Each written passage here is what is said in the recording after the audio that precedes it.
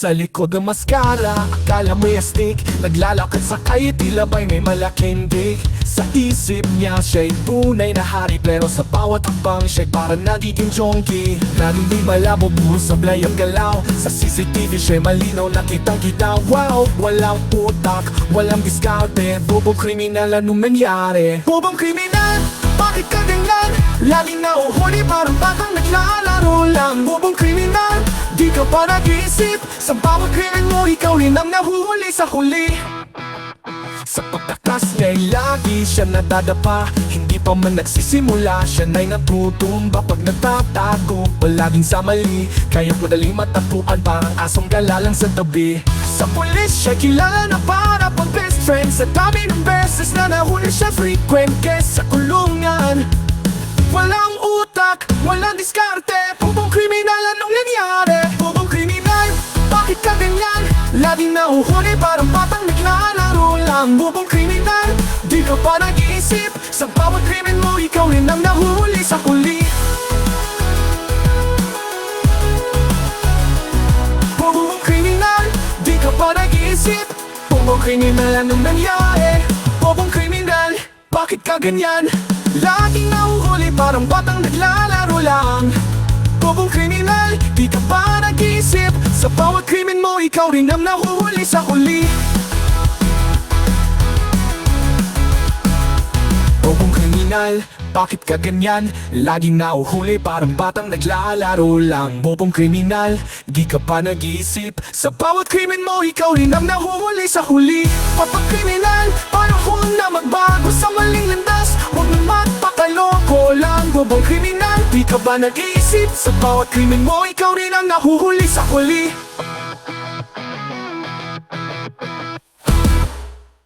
Yun. Naglabas lang naman ako ng pulang ilong ni Shrek. Ha? Frederick? Kay Shrek yan ha? Kulay pula lang. Parang ilong ni Shrek kasi. Ha? Ha? Frederick? Hoy, Frederick. Yung video ko 8 days ago, 9 days ago na. Wala ka pa rin nilalabas na source mo. Ha? Hindi ka pa rin kumakasa dun sa challenge ko. Ha? Call out ka ng call out kay Mayor Magalong ng pangalan. Pero yung source mo, hindi mo sinasabi. Sino yung pink na bulate na yan? Sabihin mo na. Nagpakita na ako sa iyo ng pinangalanan ni Mayor Magalong na iba eh. Ha? Nagpangalan na si Mayor Magalong eh. Tapos ikaw hindi. Sino? Sino yung source mo? Sino yung pink na bulate? Sabihin mo na. Asa na? 8 days ago na. Ha? 8 days ago. Grabe naman yan. Grabe mo naman kaming pinaghihintay. Frederick. Meron akong tanong, Frederick. Sa mga kaklase natin, ako lang ba nakahalata na ikaw yan? Ha? Ako lang ba? Or meron kang sinabihan na iba? Ako, may sinabihan akong isa. Yung best friend ko. Ha? Sinabihan ko. Tapos nanood pa siya sa'yo. Tapos nag-comment pa siya dun sa live mo. Alam mo naman yun eh. Sinabihan ko siya. Ako, tsaka siya. Pero syempre, ako yung nakadiscover. Kaya, sinabi ko sa kanya. Sa ibang mga klase natin. Meron ba? Frederick? Freddy, kailan mo i-content tong content ni Coach Jared? Eto, pakita ko sa'yo. By the way, Yap and the Son Duterte were the names that Magalong had revealed to Trillanes as behind the rock netting corruption in Benguet.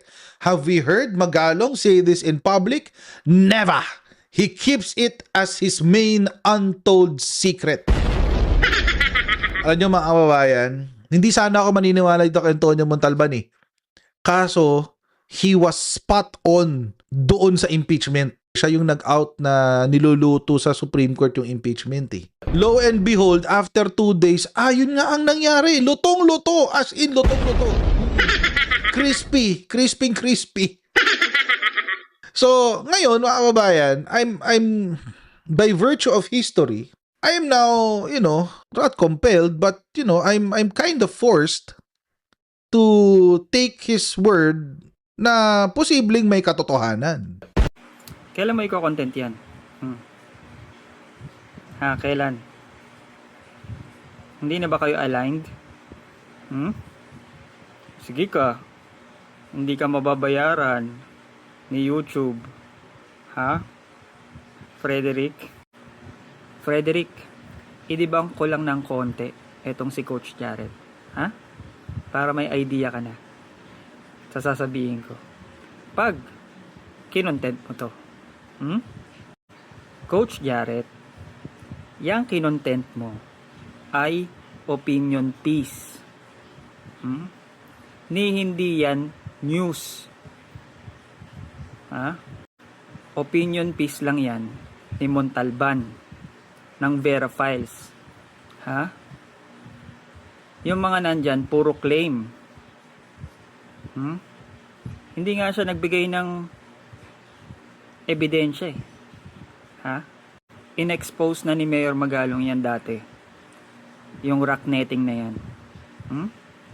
Kinontent pa nga ni Attorney Claire yan eh. Bago siya naging PCO. Napanood ko kay Kayo.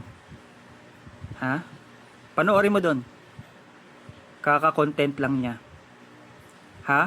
Coach Jared.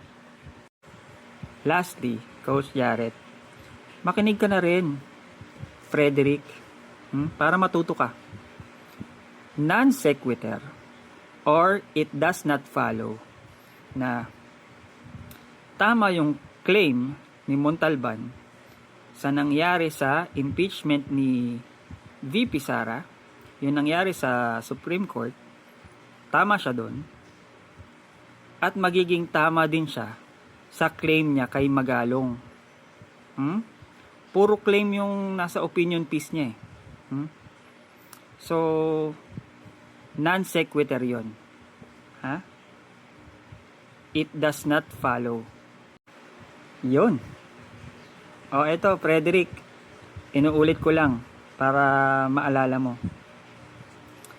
Pangalanan mo na yung source mo na si Pink na Bulate. At kailan mo i-content tong kinontent ni Coach Jared? Content mo na. Sasagutin din kita. So, yun lang guys. Good morning and God bless.